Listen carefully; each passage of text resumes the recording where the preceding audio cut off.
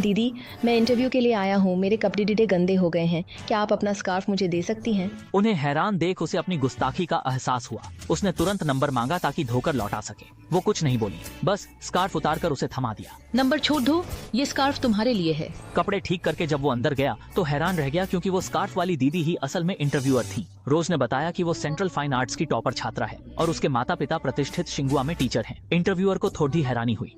शिंगुआ परिवार से हो तो तुमने आगे की पढ़ाई करना क्यों नहीं चुना? मास्टर्स की डिग्री कई लोगों के लिए बेडिडी चुनौती होती है, पर मैं पढ़ाई में काफ़ी तेज़ हूँ, इसलिए ये मेरे लिए कोई चुनौती नहीं बल्कि कंफर्ट जोन है।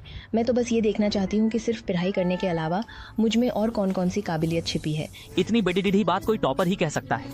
उसकी काबिलियत देख इंटरव्यूअर ने पूछा, ग्रेजुएशन बाकी है ना, कब ज्वाइन करोगी?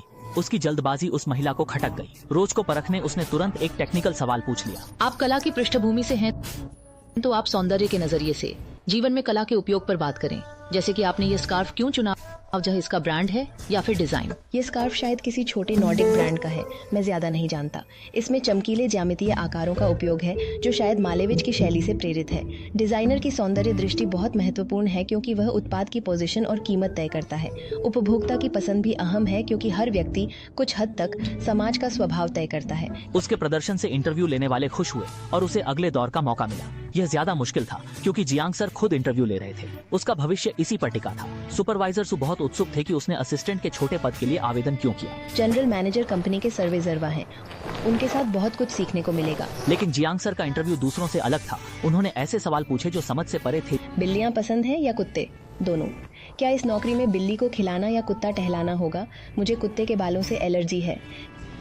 नेल्स बनवाकर मैं बिलियर्ड्स खेलने गई थी और मेरा एक नाखून थोड़ा टूट गया, दिख नहीं रहा।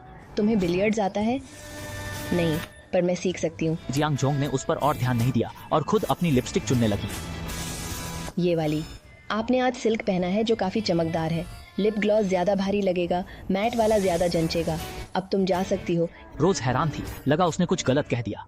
शुक्रिया जियांग जोंग, बस इतना कहकर वो चली गई। फिर जियांग जोंग ने सू को बुलाया। हालांकि रोज ने टेस्ट पास कर लिया था, पर वो इतनी सुंदर थी कि उन्हें लगा वो बस एक शोपीस है। सू ने साफ किया कि उसने रोज को उसके लुक्स के लिए नहीं बल्कि उसकी काबिलियत के लिए चुना है। उसका आर्टिस्टिक टेस्ट और सूझबूझ तो कमाल की है ही, उसे अपनी भी सही समझ है। तसल्ली होने पर जियांग जोंग ने रोज को रख लिया, पर जीएम की असिस्टेंट बनना आसान नहीं था। पहले ही दिन रोज को जियांग जोंग के गुस्से का सामना करना पड़ा। मुझसे पूछ रहे हो? मैंने तुम्हें सवाल पूछने के पैसे नहीं दिए हैं। बाहर निकलो। आज लकी कलर लाल है और मनहूस पीला, फिर भी तुम पीला पहनकर मेरे सामने आ गए। फिर रोज को बुलाया गया। मेरी शुगर लो हो गई, खाना कहाँ है? वो जल्दी से फ्रिज की तरफ गई, पर देखा खाने में जियांग सर का नापसंद पीला रंग है। समझदार रोज ने तुरंत पीली मकई फेंक दी। लकी रंग देख जियांग सर खुश हो गए। काबिल असिस्टेंट वही जो बॉस की मुसीबत हल करे। तभी रोज को सुपरवाइजर से पता चला।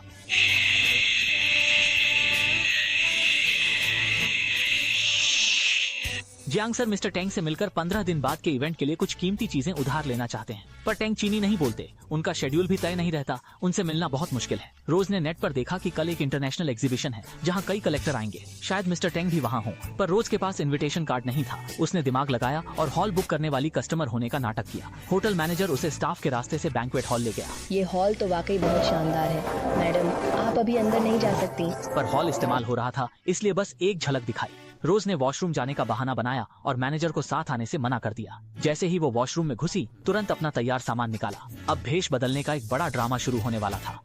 अरे हाँ, मैं निकल गया हूँ, आप दिखे नहीं, तो मैं अब चलता हूँ। आज के लिए शुक्रिया, फिर मिलेंगे।